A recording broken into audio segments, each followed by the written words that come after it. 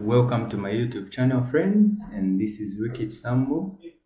In this lesson, we want to revise Biology 2017 under external candidates, and we'll go through and see the answers that they required them to answer and to write. Okay, so you can go with me or you can come with me so that we can look at the questions together. So we have the first section, which is section A, short answer questions, which carries 44 marks. So in this section, you are provided the space where you are supposed to answer from, and you have to answer all the questions in section A. So we have a table and a statement which says complete table 1.0 showing parts of a microscope and their function. So here we have a microscope and the functions of the microscope. Now it is very important that you know what a microscope is. So we are saying that a microscope, it is a laboratory instrument used to examine objects that are too small to be seen by the naked eyes. So that is a microscope. Now we have parts. So here, the first column, we have parts, and then the second column, we have function. So obviously we have to know and to identify the first one, or the part which is the first one. So here, the function we've been given. So collects and reflects light onto specimen on the stage. So now, what part of a microscope that collects and then reflects light? So now, obviously, on a microscope, when you look at it very closely and very carefully, you'll find that it is a mirror. So a mirror collects and reflects light. So okay, so we can move to the second one, or the second part. So the second part is the diaphragm. So diaphragm, the part we've been given. Now, what is the function of the diaphragm? So we are saying that the function of the diaphragm, so it controls the amount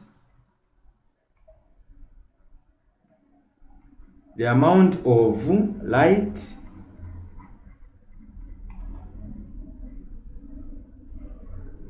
passing through the stage.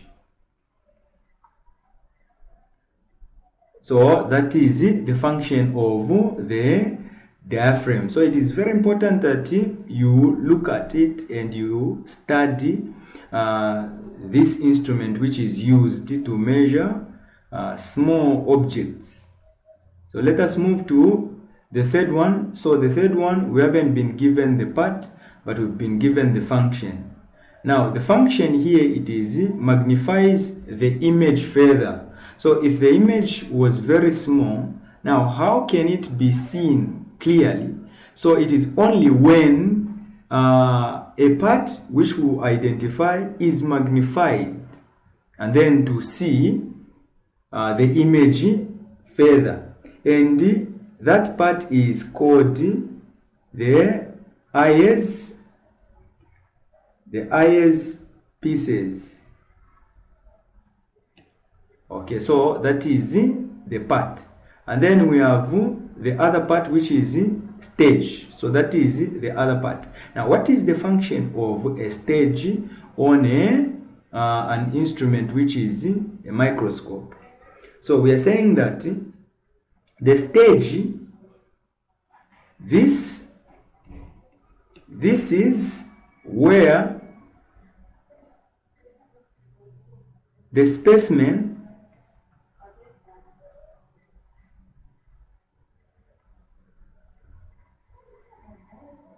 is placed. So this is where the specimen is placed. And then we have to identify the last part, which is part 5. And then now let us look at the functions. So brings the image onto a sharp focus, especially when the specimen is being viewed at high magnification. So now what is that? So we are saying that it is a fine adjusting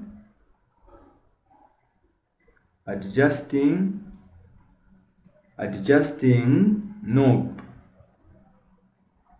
So that is the part which is a fine adjusting knob. We can move. So state 3 parts of a plant cell which can be easily seen under a light microscope. Let me read it again. So state 3 parts of a plant cell which can be easily seen under a light microscope. So we know what a plant cell is. So a plant cell looks like this. So a plant cell looks like this. So we have a plant cell.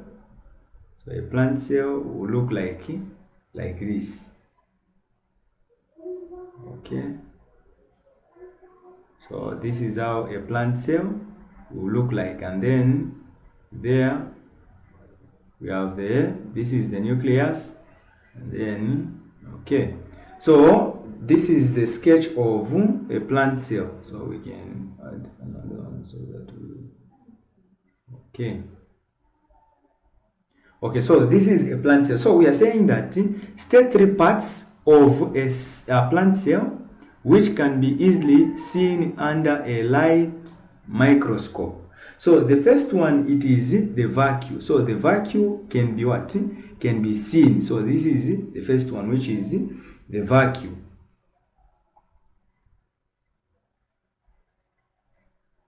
And then the second one, which can be seen, is the cell wall. So this is the second one, which is the cell wall.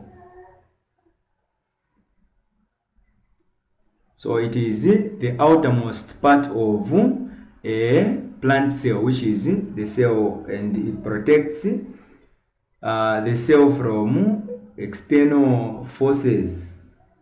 And then the other thing that can be seen is,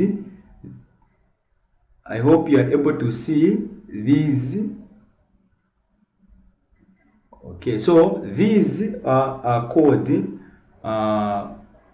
chloroplast. So these 3 can be seen as I've drawn here. You are able to identify. Now we are looking at it is put on an instrument known as a microscope. So we can move. Okay. Question 2. Figure 2.1 and 2.2 shows 2 endocrine glands labeled P and Q respectively. So we have this gland. So we have this gland, and then we have another gland there. So we have to identify these glands that we have here. So the first one we have, as you can see, this is a kidney. So this is a kidney. So we've seen that this is a kidney, and then we have the blood vessels there, and then we have the ureter, and then here we have ileum, and then we have this gland. So these parts which have been labeled will help us to understand and to know what the gland is all about. So let us move so that we can see. So identify the endocrine glands P and Q. So endocrine gland, which is gland P. So what is this gland P? So this is the adrenal. So this is the adrenal gland.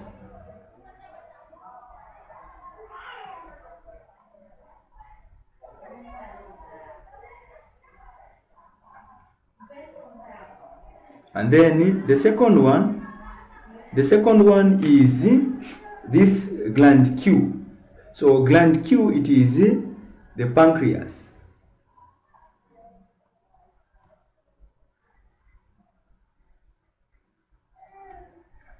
So that is the gland. So now we can move to 2. State one hormone produced by each gland. So these glands, they produce hormones.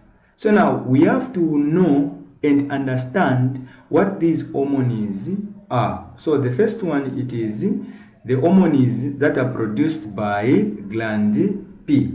Now if this is adrenal gland, what is the hormone which is produced by this gland? So we are saying that it is adrenaline.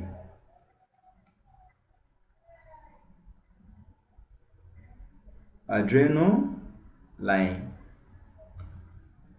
So adrenaline, this is a gland which is adrenaline. This is a hormone which is produced, and it can be called, the other name for this, it is fight or flight hormone. So this is when you are frightened, or perhaps you want to engage yourself in a fight. So this is the hormone which is produced, adrenaline. Okay, so we can move hormone produced by gland Q. So the hormone produced by gland Q. So gland Q, which is from the pancreas. So it can be insulin or insulin, so which is produced. Okay, so we can move. Explain how the hormone produced by gland P, stated in question A2 above, plays a role in coordination. So we want to know how adrenaline plays an important role in coordination. So we can say that adrenaline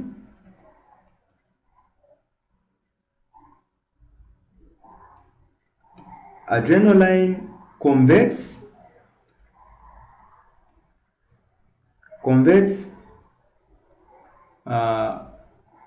glucogen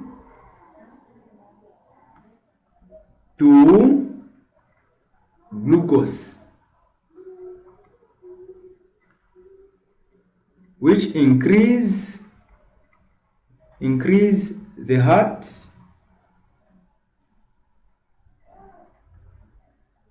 rate and breathing rate.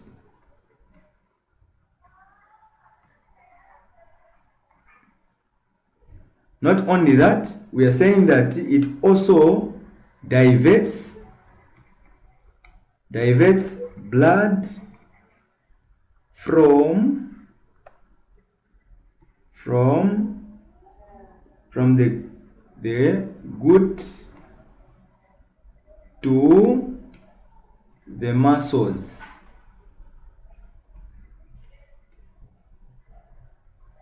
So that is the important role that the adrenaline plays in coordination. So we can move to B.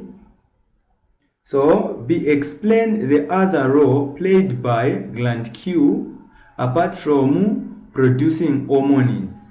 So what else is produced, or the role that gland P produces? So gland Q, remember, gland Q, it is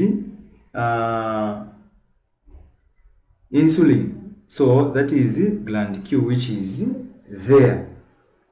So now we want to understand and to know the role that it plays apart from producing hormones. So the other one, it is that it secretes or it produces pancreatic juice. So we can write to say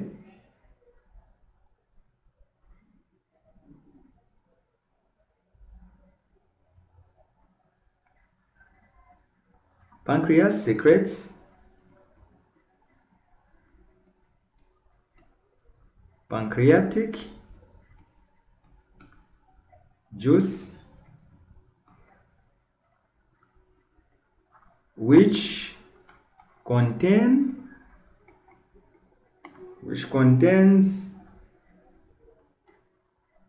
the digestive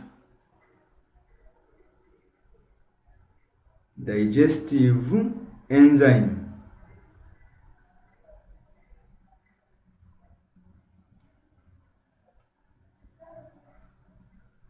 So this is the enzyme that we're talking about is amylase. So that is the role that played by gland Q. So we can move quickly. Okay, so we are on question 3. So question 3 shows the muscles in a bent limb in a grasshopper. So this is a grasshopper. And then we have chitin. And then we have this muscle S. And then we have muscle R. So here we've been asked to say identify muscles R and S. So muscles R, what is this muscle and what is the muscle here? So the muscle R, it is known as the flexor. So it is known as the flexor muscle. And then S, it is the intensor.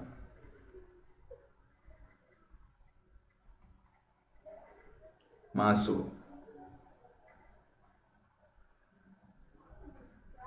Okay, so we can quickly move. So in order to strengthen the limb, what happens to muscle R and S? So in order to strengthen the limb, what will happen to this muscle which is R and S? So in order to strengthen this, what will happen? What will happen to muscle R and S? So we are saying that for the limb to be strengthened, so meaning that R, which is flexor, will relax or relaxes, while the intensor will do what? Will contract. So there must be relaxation and contraction of what? Of these muscles for the limb to be strengthened. Okay, we can move. State the term used to refer to the actions of muscle R and S. So now, what term is used to refer to these muscles that we've talked about? Okay, so the first one, we are saying that the first answer that we can give here, we are saying that this is the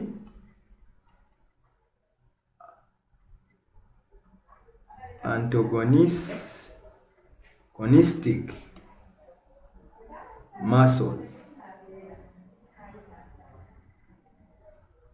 So antagonistic muscles. Okay, so we can move to D. Identify the type of skeleton shown in figure 3. So we want to know and understand this. What is this skeleton that we've seen here called? So we want to identify. So this is called the exoskeleton. So exoskeleton. skeleton. So exoskeleton, because it is outside, so outside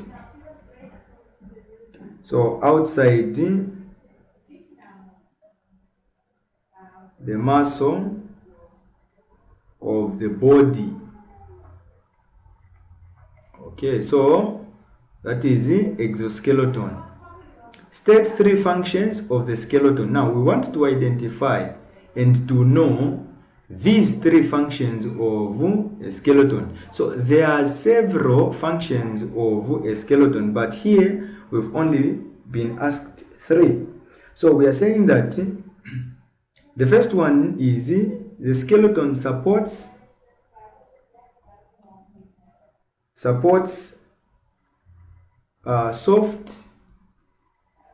soft body tissues.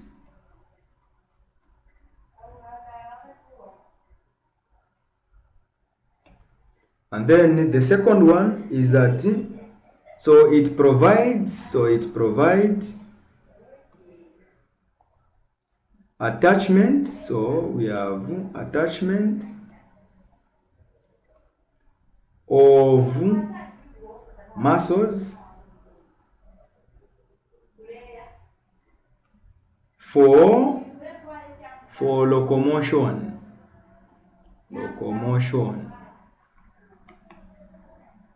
So we have locomotion. Let me write it properly. So okay, so locomotion. Okay, and then the third one is that it gives shape. So it gives shape to an organism. Okay, so these are 3 functions of a skeleton. So we can quickly move to question 4. So question 4, we have this question, it is excretion. So we are saying that figure 4.0 shows the process involved in using a dialysis machine by a patient suffering from kidney failure.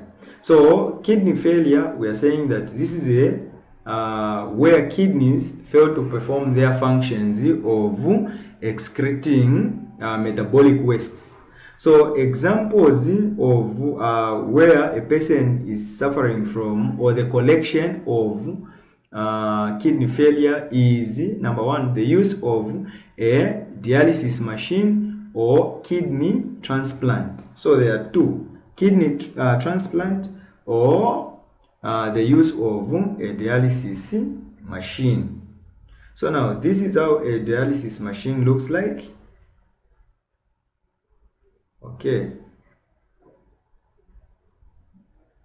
so here we have in, and then we have you there, and then this is the hand of a patient, and then this is the outlet here. So this is the outlet, and then here this is in, and then we have T there, and then we have U there, and then we have even V there. Now let us look to the questions. So which of the labeled parts V, U, and T is the dialysis machine? So which one? Let us look at the figure. Which one is the dialysis machine?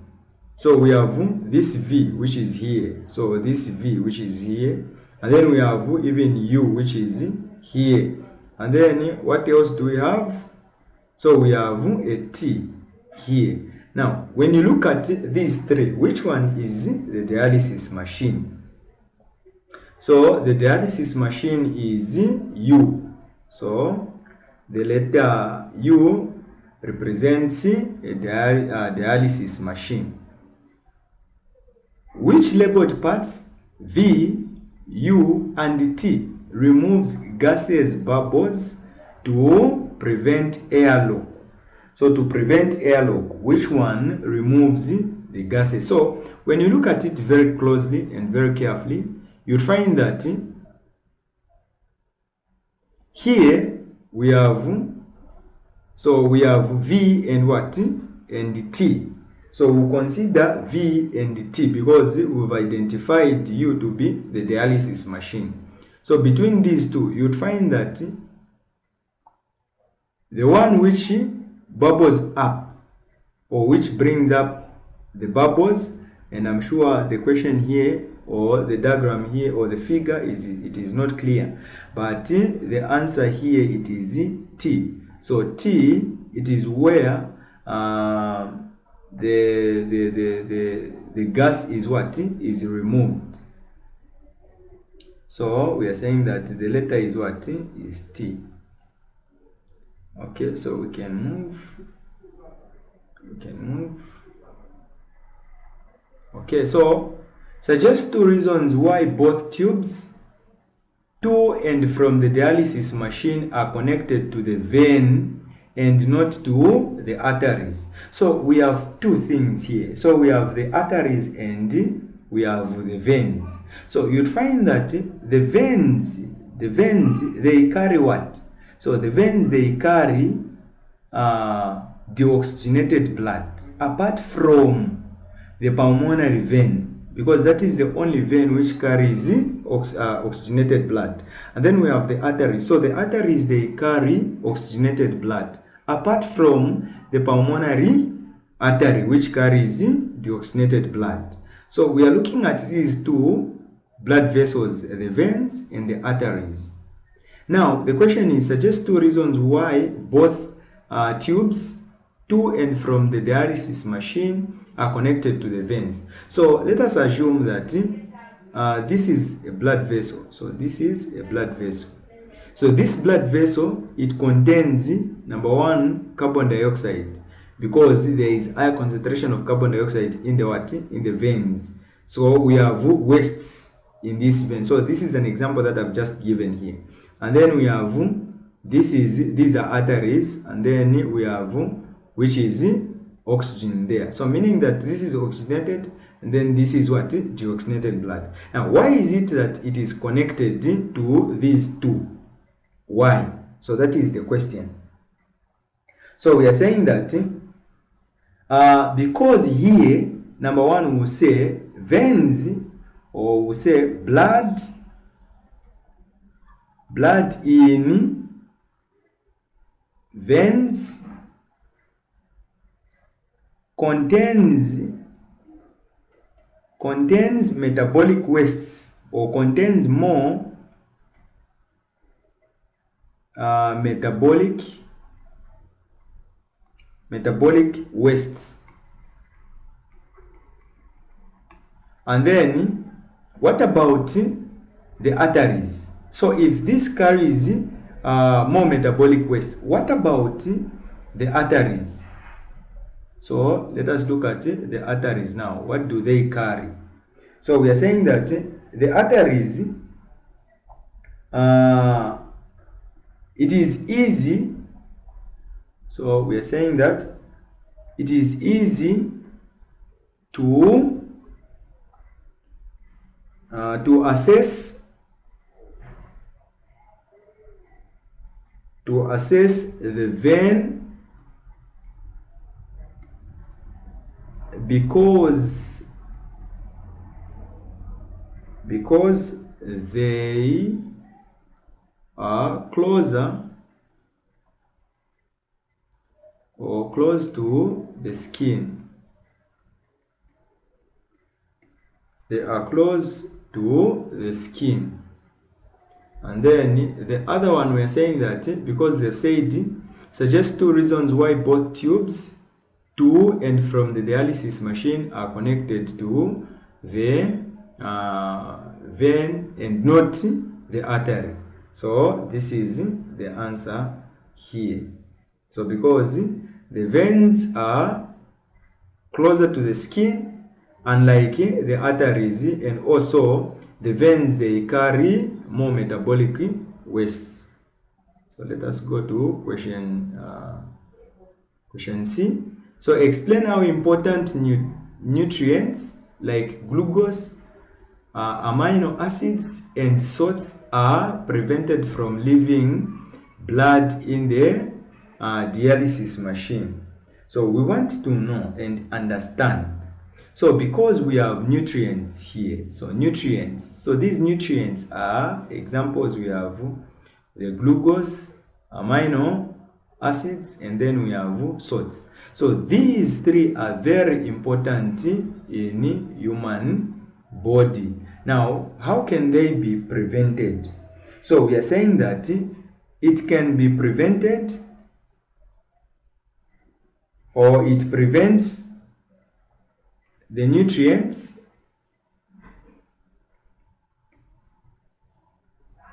from diffusing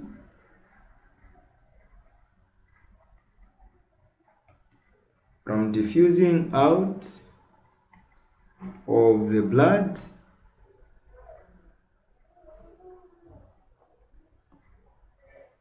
into the dialysis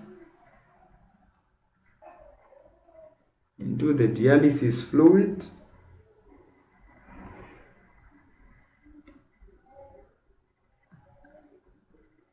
So the concentration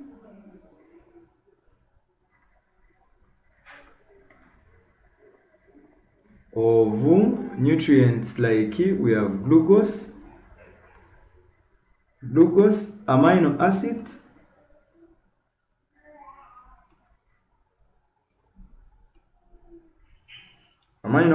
and salts are kept at a or an equal concentration.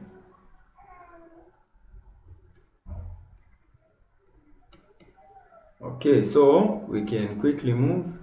So step 2, disadvantages of using a dialysis machine by patients with kidney failure.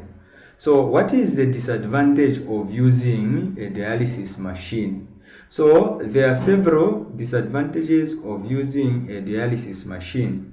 So the first one is that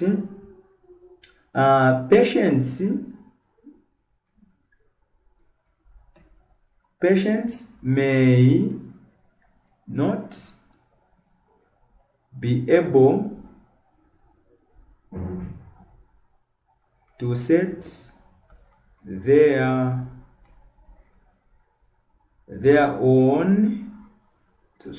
their own treatment schedule.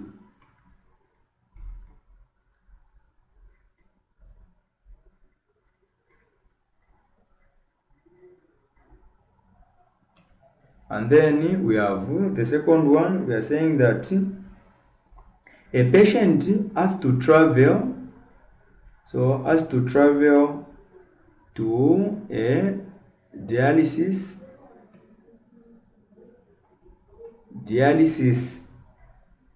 center, which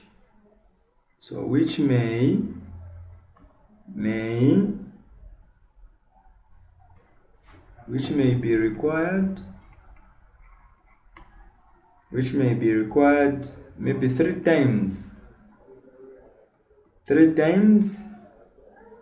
a day. So 3 times a day.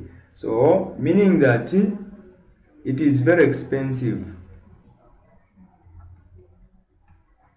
Okay, so and then we can put another one, the third one. So we are saying that diet of this patient must be controlled. So it needs to be controlled. So this person is not supposed to be eating anyhow. So it is controlled. And then what else? So suggest one other method of treatment of kidney failure in patients. So I talked about 2. remedies of a kidney or a person who has gone or who is experiencing kidney failure. So the first one is kidney, the use of a dialysis machine, and then the other one it is kidney. So it is kidney transplant. So it is kidney transplant.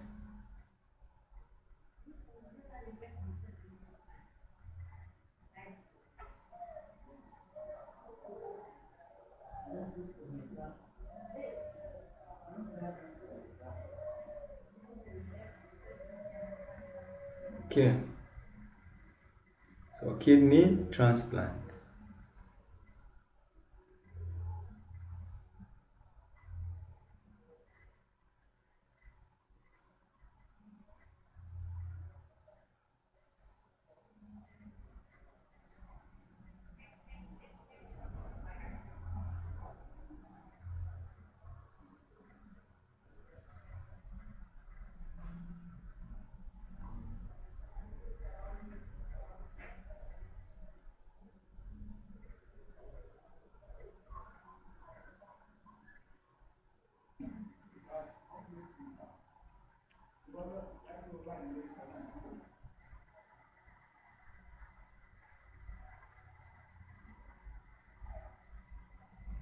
Okay.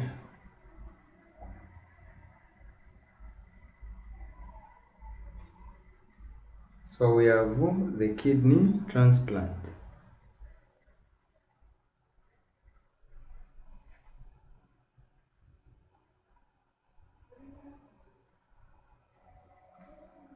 The kidney transplant. Okay, so let us move to question 5. Okay, question 5. A pure breeding black bull was crossed with a pure breeding red cow. All the resulting offsprings were black. Using letters B or B for alleles, so which allele was dominant for skin color? So when you look at these two, you'll find that this is the dominant and then this is what? The recessive. So these two were, or they are used as alleles. Now, which one of the two was a dominant for the skin color? So obviously the answer is what? B. What was the genotype for the parent black bull? So the parent black bull. So a pure breeding black bull was crossed with a pure breeding red cow. All the offsprings were black. So black was, or B, this B was dominant. So meaning that it is B. So this was the genotype. So using a genetic diagram, show the resulting offspring if the offspring's black bull was crossed with the parent cow. Okay, so the first thing that you have to understand is to write the phenotype. So which is parental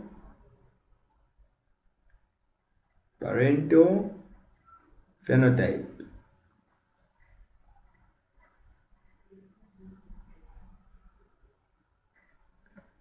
So parental phenotype, which is we have the black bull, and then what else do we have? So we have red cow. Okay, so we move to parental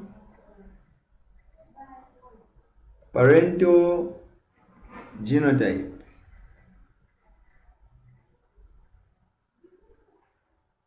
Okay, so parental genotype, so we can say that is, because this was the dominant, and then they had, or the bull had a recessive gene as well.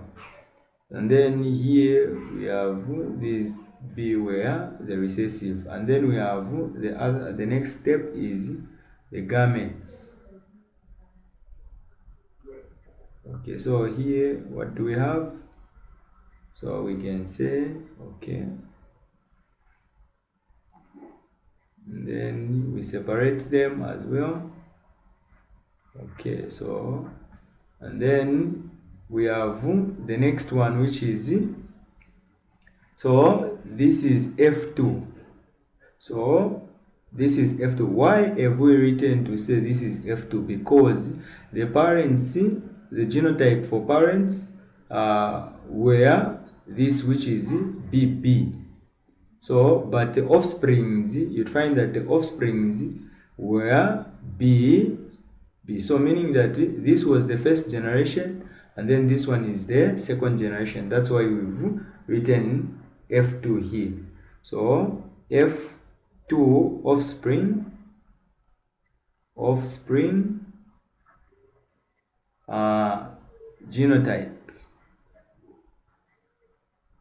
Okay, so this B will go with that one, so we can write B, and then this one also will go with the last one there, so it will be,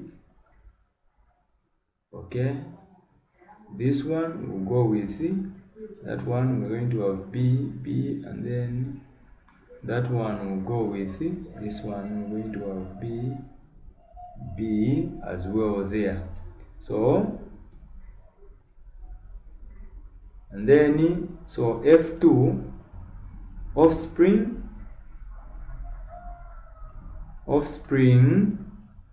phenotype. So phenotype, what are we having? So the first one, it is black. So because black was dominant, so black calf. And then the second one, it is, so we have black calf. And then what else do we have? Okay, so we have a black calf there. And then what else do we have? So here we have a red one. And then same applies here, we have a red calf. Okay, so let us move to the other question if we have. Okay, we have question C. Suggest what could happen to the pure breeding black bull or red cow to cause them to produce a black and a white offspring. So the only thing which will happen is, so the genes has to be what? To be separated completely. So we are saying that a mutation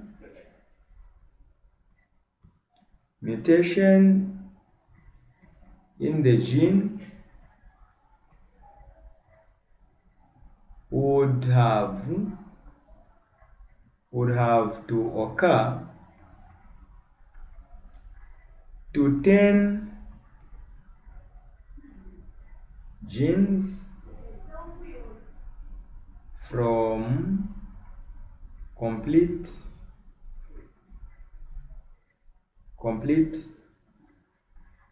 dominance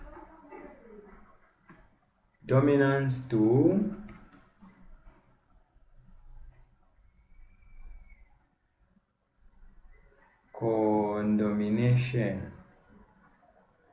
condominance.